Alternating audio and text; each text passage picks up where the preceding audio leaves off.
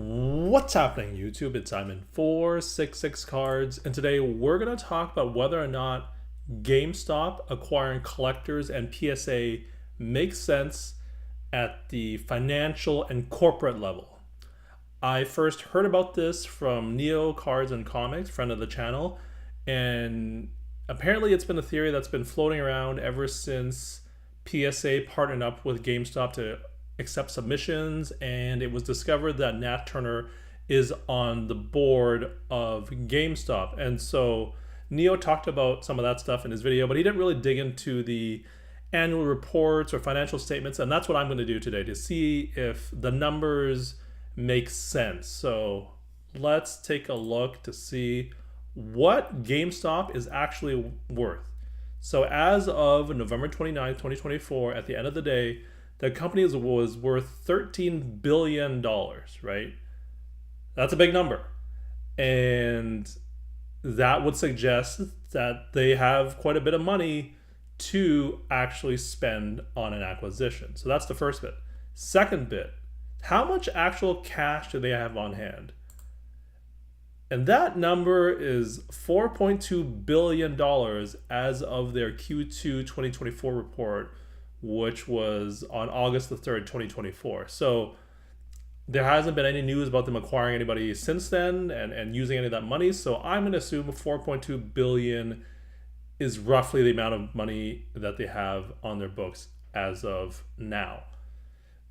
One thing of note, if you're wondering, well, what if they have a bunch of loans? I looked on the balance sheet. They have like literally tens of millions of dollars. Nothing worth talking about. Just a drop in the bucket compared to the cash that they have on hand. So 4.2 billion is the number that we're going to go with. So that is a big chunk of money that they have. Now, how much money you have on the books is one thing, but how much money you're making from your business is also important when looking at what your company can afford. So let's take a look at how much money they made this year in the last quarter. And in Q2, again, as of August the 3rd, they only made $15 million, which was still an improvement over last year's Q2, where they lost $3 million. So compared to their valuation of $13 billion and their cash of $4.2 billion, their income of $15 million is nothing. And so that probably leads you to wonder, how do GameStop get $4 billion in cash when they're only making $15 million this quarter, losing $3 million last year's second quarter? Like essentially they're breaking even compared to the amount of money that they have in cash. So it doesn't make sense how they have that much money. And so how did they get this $4 billion in cash? Well, it's because they were a meme stock.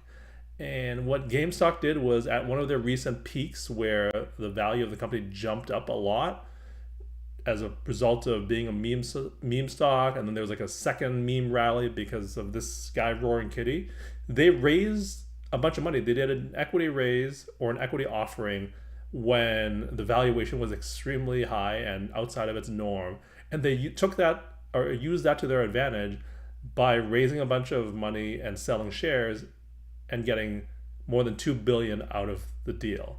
And so that's why that's partially what led to their $4 billion in cash. So to summarize, the company is worth $13 billion. They have $4 billion plus on their books in cash, but the business itself doesn't make a whole lot of money in its current state. And that is important because it suggests that the company itself isn't all that valuable, but it has value because of the money and the cash on the books. And I would assume that they also have some assets or some real estate or something that has tangible book value, and that's why it's worth so much. Because doing a high level look at their financials, I'm not seeing a whole lot of anything that would make me think that they're actually worth an extra $8 billion or $9 billion, which is the difference between the cash that they have and their market cap. So that's the lowdown on GameStop. Next, how much is collectors worth, right? If GameStop is looking to acquire PSA and collectors, we know roughly how much money GameStop has and how much they're worth, but how much collectors might be worth is also important. And this one is a little bit harder to figure out because they went private in 2021 when Nat Turner and a group of investors bought them for $853 million. And so that is one data point. We fortunately do have a second data point because they did an equity raise a year later, just over a year later, on March 30th, 2022. And I'm going to give you 10 seconds to guess, or maybe 5 seconds to guess, how much you think the company was valued 14 months later on March 30th, and considering that when Nat and his investors bought Collectors, it was at $853 million. All right, so I've given you more than 5 seconds. If you guess the valuation of the company 14 months later was $4.3 billion, then you got it right. It 5x'd in just a year and 2 months. That is a lot of green PMGs that Nat can now buy. So that was the valuation 2.5 years ago. Obviously, the number of cards that PSA has graded has increased even since then. And they've done some other stuff. They bought and sold Golden.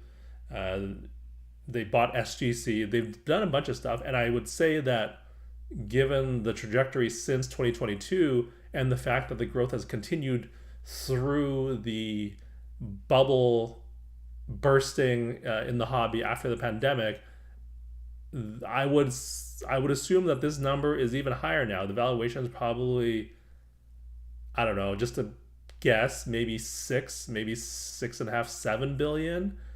And so if you think about GameStop with a market cap of 13 billion and only 4 billion on the books, and a business that ultimately doesn't generate a lot of profit and doesn't seem to have potential to generate profit, and we'll get to that in a second, it makes it unlikely, or less likely, I should say, that they have the money to buy a company as big as Collectors Universe. So just looking at the financials, that would be my takeaway.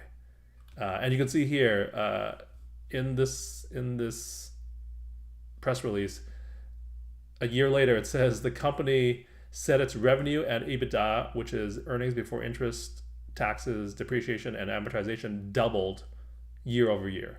Having your revenue and your EBITDA double year over year is almost unheard of for a company the size of Collectors, and that would explain why their valuation 5x'd year over year. So crazy numbers being thrown around at Collectors. And so I think a valuation of Collectors around 6 billion as of now, or maybe even more than 6 billion, seems pretty reasonable considering that their trajectory continued on growing. So based off of these numbers and valuations, it seems unlikely that GameStop would have the means to buy them out. Let's move on. Let's take a look at GameStop's annual report from last year. And it suggests their focus isn't on acquisitions. You can see here, I've highlighted in red, our strategic plan is designed to optimize our core business and achieve profitability. Because like I said earlier, right, this year's Q2, they made 15 million or 13 million, whatever the number was. Last year, they lost a couple million. So they have this huge footprint of like 3,000 stores or so in the US, and yet they're not making any money. And so they just need to focus on their core business and focus on that to turn a profit. They shouldn't be focusing on things outside of what they do, which is run a retail bricks and mortar store, right? And you can see here their three main objectives: establish omnichannel retail excellence. What that really means, omnichannel basically means offering to customers your products in a variety of channels. And their two main channels are brick and mortar and online. And so basically having customers interchangeably use those two channels is what omnichannel means. Achieve profitability, we've already talked about that. And the last one is leverage brand equity to support growth. And you can see here it says GameStop has many strengths and assets, including strong household brand recognition and a significant store network.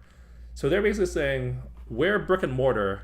We have a good brand. We need to use that to support our growth, which will then lead to profitability. And so all these things really tie together, and none of it suggests buying another company, that especially one that is outside of the video game business and could not take advantage of their store network, right? Buying PSA would not do that. However, doing something like what they're doing now, partnering with PSA to accept PSA submissions, that makes sense because that would take advantage of their significant store network, right? And so if you're wondering what GameStop plans to do with all that cash, I found some news and some analyst feedback, let's say. So analysts are Wall Street analysts who analyze companies and suggest whether or not it is a good idea to buy, sell a stock. And so we have here an article I found from September the 10th, 2024. It says here, GameStop, which is led by their CEO, has yet to detail a clear strategy for growth as its brick and mortar retail business struggles to adapt to the shift in gaming from physical discs to software downloads, right? GameStop, that's one of the problems is people can now download games and pay for them, and they don't need to go to a physical store. And it says here, the company hasn't held an earnings call or given financial guidance in several quarters, leading investors largely in the dark. That's not a good thing. Whenever you just go silent, that's generally not a good thing. And so here's this analyst in a note that he wrote to investors. The company continues to face a near insurmountable barrier to its planned return to growth. The company has a total lack of any strategy to enter new targets or new categories with growth potential. So they're basically saying they don't have a plan on how to use that $4 billion, and there is no strategy on how they can expand what they do, which suggests not buying collectors at PSA.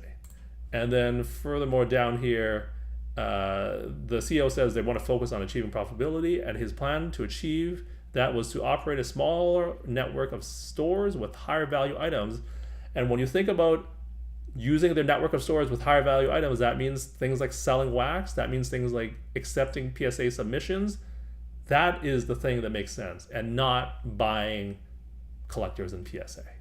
And so that's why I think that partnership with PSA and collectors makes sense, but not a mergers and acquisition there. So based off of their strategy and what they've listed in their annual reports, and also what analysts are saying, what the CEO is saying, an acquisition of PSA and collectors doesn't make sense.